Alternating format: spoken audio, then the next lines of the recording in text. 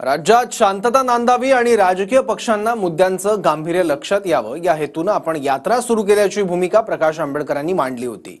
मात्र आज त्याच आंबेडकरांनी पवार फडणवीसांचं इतर दोन नेत्यांच्या गाड्या फोडा असं म्हटलंय।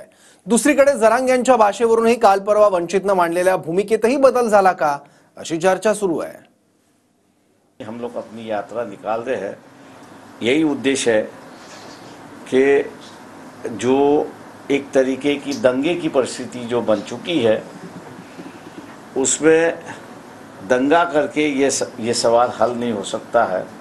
तो राजनीतिक दलों को ही ये हल करना है और राजनीतिक दल जितने जल्दी इस पर भूमिका लेंगे तो मैं मान के चलता हूं कि रास्ता निकालना आसान ही होगा। अरे चिल्लर बालनांच्या काय गाड्या फोडतात? या चिल्लर बालनांच्या गाड्या फोडून काहीच होणार नाही। तुम्हाला गाड्या फोडायच्या असेल तर चार माणसांची नावं देतो, त्यांच्या गाड्या फोडा। एक कोण? शरद पवार। दुसरा देवेंद्र फडणवीस। तिसरा झाला उद्धव ठाकरे झाले, अजित पवार। चौथा देवेंद्र गाड्या।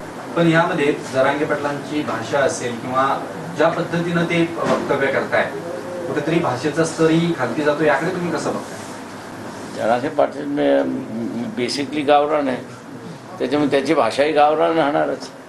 तुम्हाला शिव्या घाल, मी काहीच करत नाही, मी इतरांना फसवत बसतो अशी असणारी परिस्थिती आहे।